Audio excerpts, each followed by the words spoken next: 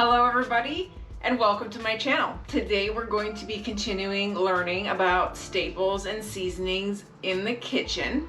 Today we're covering fats and oils and fat alternatives.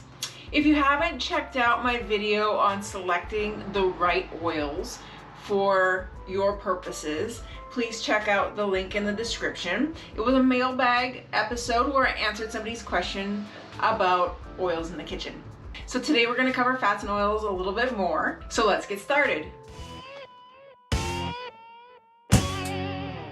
Ingestion of dietary fat is traced back to the Paleolithic times, also known as the pre-agricultural humans of 2.5 million years ago. The primary sources of Paleolithic dietary fat and protein included deer and bison, as well as horses and mammoths. However, the animals of that time were significantly lower in fat than the animals that we raise and consume today. Records dating back to 500 BCE make mention of butter, which was made using the milk of horses, sheep, and goats. While some regions used animal fats, the Romans were known for using fats sourced from olives, almonds, and castor oils. Fat at that time was not just used for food purposes, it was also used to make things like soap, cosmetics, and medicines, as well as lubricant and fuel for heat and light. Humans require dietary fat, believe it or not. Dietary fat is essential to give your body energy and to support cell function. In addition to giving your body energy, it also protects your organs, supports cell growth, keeps cholesterol and blood pressure under control. Fat is a source of essential fatty acids. Essential fatty acids which the body cannot create on its own. Fats help your body absorb some nutrients and also helps in the production of important hormones. Fat helps the body absorb vitamin A, vitamin D, and vitamin E. These vitamins cannot be absorbed by your body without the assistance of dietary fat. In addition to protecting your organs, fat also helps keep your body warm. Consumption of dietary fats also keeps your brain healthy. The primary sources of dietary fat include nuts, seeds, and animals. Fat comes in 3 forms, which include solid, liquid, and spray form. So I got all the way through the editing of this video, and then I realized that I forgot to talk about saturated and unsaturated fat, which is actually pretty important if you're talking about fats and oils. So I figured this is where that belongs in this video. So I'm going to talk real quick about saturated and unsaturated fats. Saturated fats are usually found in animal-based foods and are solid at room temperature. Some examples include butter, lard, suet, coconut and palm oil, yogurt, cheese, and meats. Unsaturated fats are those that are generally sourced from vegetables, fish, and nuts. Unsaturated fats are generally liquid at room temperature. Within unsaturated fats, there are 2 other kinds of fats, and those include monounsaturated and polyunsaturated fats.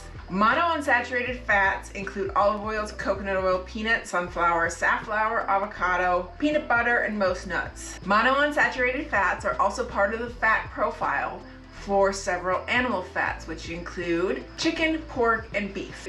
Polyunsaturated fats are found in sunflowers, corn, soybean and cottonseed oils, walnuts, pine nuts, flax seeds, sesame, and pumpkin seeds. Omega-3s are part of polyunsaturated fats, and omega-3s are a very healthy fat. Omega-3s are found in fatty fish, such as salmon, herring, and sardines. The terms monosaturated and polysaturated refer to the chemical bonds found in the fat.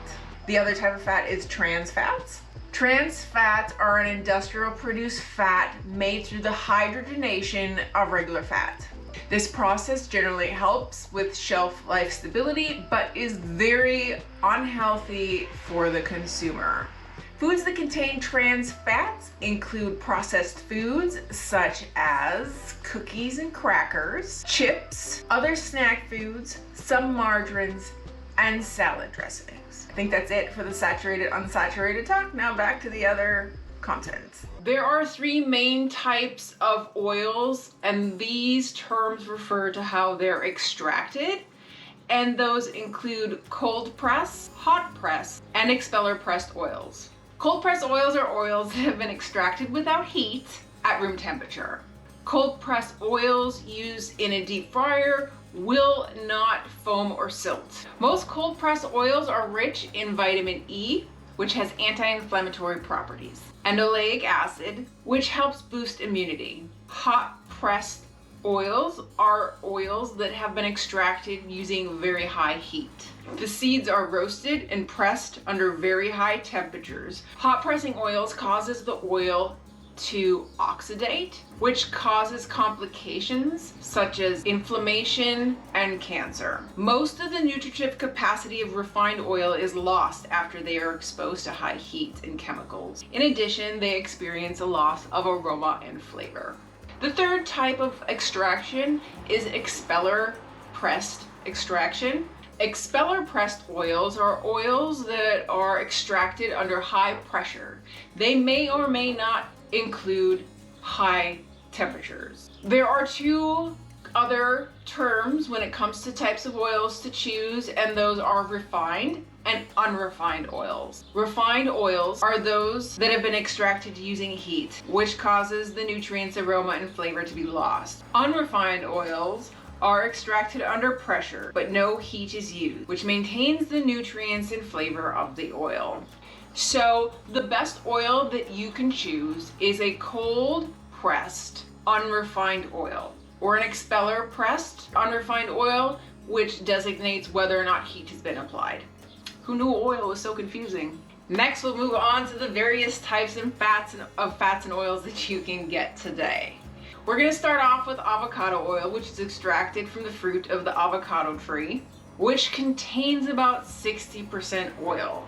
Then we'll move on to bacon fat, and bacon fat is produced by the cooking of bacon, which is delicious. Then there's butter. Then we have lard, which is usually pork fat and is produced by the rendering of pork fat. And rendering is just a term that means you cook it at a slow, low temperature for a very long period of time until the fat has gently melted out of the product. There are other animal fats that are great for cooking, and they include duck, chicken, schmaltz, rendered beef kidney suet, bison tallow, and beef tallow. There is deep fryer shortening, and canola oil, corn oil, cocoa butter, which is the fat extracted from the cocoa bean, coconut oil, which is an edible oil derived from the wick, meat, and milk of a coconut. There are many alleged health benefits to using coconut oil, and they include antimicrobial, antifungal, and antioxidant properties. It may also help improve skin, hair, and oral health, and contains many essential fatty acids. Then we have cottonseed oil, grapeseed oil from the seeds of grapes, margarine, and margarine is, I'm going to say, the worst of the fats. It's a highly processed hydrogenated oil. Margarine is formed in a lab through the chemical process of hydrogenation and is sold as margarine and as Crisco. Then we have olive oil. Olive oil is from the fruit rather than the seed or the nut. Olive oils vary in color depending on region, type of tree, soil type, and ripeness at the time of pressing. Olive oil is produced primarily in Spain, Italy, France, Greece, and North Africa. EVOO, virgin, and pure are acidity descriptors as well as processing level designations. The lower the acid, the better the oil. Virgin olive oil is 100% unadulterated oil. It's unheated and is without chemical process. Virgin olive oil is generally cheaper and less healthy than EVOO, which is extra virgin. Pure olive oil is processed from the leftover pulp of the first pressing using heat and chemicals. If you ask me, that doesn't sound so pure. Next, we'll move on to palm oil, and palm oil is highly contentious. There is guaranteed to be a lot of information online as to why palm oil is undesirable. Palm oil is made from the fruit of oil palms and should be avoided in food consumption. Palm oil is most commonly found in processed food items. Next, we have peanut oil, and we have rice bran oil. And rice bran oil is made from the chaff of rice and is known to have a very high smoke point. Then we have safflower oil, which is made from the pressed seeds of the safflower plant. And then soybean oil. So those are a lot of the main, most popular fats and oils that you can find on the market today. The following is a list of refined oils that it's been suggested that people avoid. And they include canola, vegetable, soybean, safflower, corn, and margarine. It's been suggested to avoid these due to adverse health outcomes that have been linked to the consumption of these oils. There are a number of specialty oils on the market that are from seeds and nuts, and they are generally more flavorful, a bit overpowering, so it's suggested to use sparingly. They also tend to be very expensive, and they're mostly used for finishing a dish. Oils with a distinct taste should be chosen in order to enhance a particular dish. They are too overpowering to use as a general cooking oil. There are many flavored oils on the market, and flavored oils are just those that have ingredients that have been infused into the oil. Things to be careful of when consuming flavored oils or making your own oils at home. If you are consuming oils that you have purchased, make sure you're purchasing them from a reputable source, because there is a risk of botulism from consuming flavored oils. If you want to know more about botulism, please check out my kitchen safety and sanitation videos. Those links are also in the description. Infused oils have the potential to cause foodborne illnesses. Make sure you're careful making your own if using rosemary and other herbs and fresh garlic. Now, there are some fat replacers on the market that will not add fat to your dish, and these are usually used for people who are health conscious or have health issues that require them to avoid fat in general. Some fat replacers are as follows: pureed mashed bananas, pumpkin puree, chia seeds, and prune puree. These alternatives are also good for people with digestive issues or people who are seeking to add a little bit more fiber into their diet.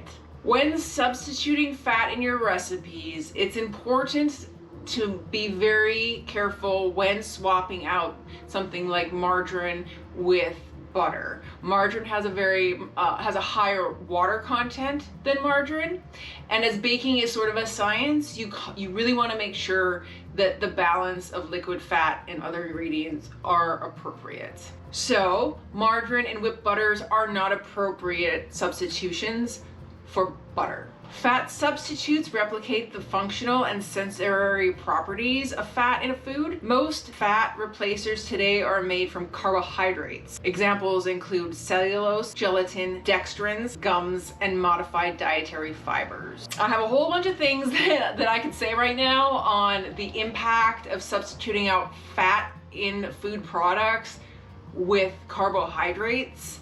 I have a lot to say about that. But today is not the time. I encourage you to do a little looking into when they started promoting low-fat diets and when they started substituting carbohydrates for fat, and how that has impacted the waistlines of many people around the world.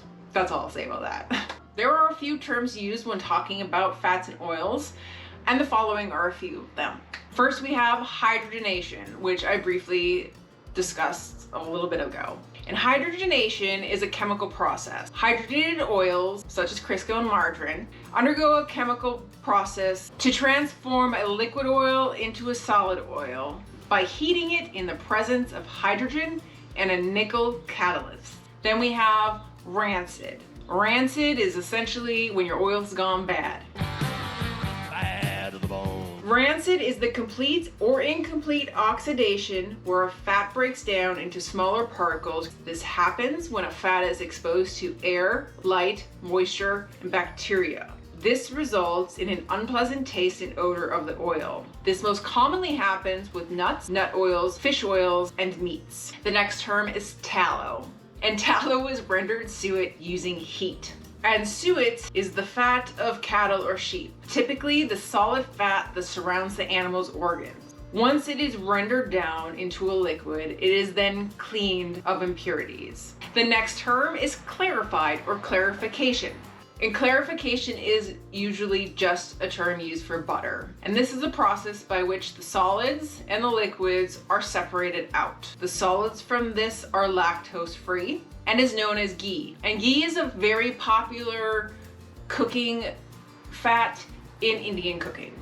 Next we have smoke point. And smoke point is going to be at what temperature your oil or fat starts to burn in a pan. If you've ever used butter and olive oil separately, you'll notice that butter will turn brown and burn much faster than oil, and that's because of its smoke point. The smoke point is the temperature an oil or fat begins to produce a continuous bluish smoke. The lower the smoke point, the faster it burns. Low smoke point oils are suitable for lower temperature cooking like sauté. Some of the following smoke points of popular oils. The highest smoke point oil is safflower oil. The lower smoke point oils include butter, extra virgin olive oil, and coconut oil. So next we're just going to talk briefly about storing oils, and as with seemingly almost anything in the kitchen that's not refrigerated, you want to keep it in a dark, cool location, tightly sealed, and definitely away from heat. Because remember, heat degrades oil. So it's best to keep your oils in dark bottles to prevent light exposure. Unrefined oils like cold pressed extra virgin olive oil and avocado oil are more stable than refined versions. Nut and seed oils tend to be less stable. Regardless, store tightly sealed and in a dark, cool place. In the refrigerator, coconut oil will become solid. When it's out on the counter and comes to room temperature, it will become liquid, much like butter, but more contained in a container, because butter will just melt all over the counter, but coconut oil is usually in a container that can withstand the melting. Safety first. And I know this from personal experience. Not that long ago, do not leave oil in a pan on the stove overheat unattended. It will light on fire. This happened to me last winter and resulted in me having to throw my pan out into a snowdrift because I panicked, and that's the only thing I thought to do. One important thing to remember is that oil has to be heated to the proper temperature before adding your food ingredient or food item to the oil. If it's not at the right temperature, it will absorb the oil, and this will have a negative impact on the texture and flavor of your food item. And then again, as with anything, reading the label is important, especially if you have food intolerances or food allergies, but also you want to know what you're consuming, what type the oil is. Like mentioned earlier, is it cold pressed? Is it expeller pressed? Is it refined? Is it unrefined? It's important to read the label. Any nut or seed can be cold or hot pressed. Like with other ingredient lists, they should be listed in order of prominence. If the product is a blend of oils, the fats or oils used must be specified on the label. According to FDA regulations, fat and/or oil ingredients not present in the product may be listed if they may sometimes be used in the product. Ingredients sometimes present must be identified as such using language like contains one or more of the following. For example, vegetable oil shortening contains one or more of the following: cottonseed oil, palm oil, soybean oil. However, if fats or oils are the predominant ingredient of the product, only ingredients actually present may be listed. That's not confusing. Read your labels. So I think that's all I have for today. This video, along with the choosing oils and fats video that I did a few months ago, should provide pretty comprehensive information on fats and oils in the kitchen. If you have any questions, as always, please leave them in the comments section for me, or come find me on social media and ask me a question there. These are where I can be found. If you haven't subscribed to my channel yet, please consider doing so. Thank you for stopping by my channel today. And as always, have a wonderful day. Hydrogenation.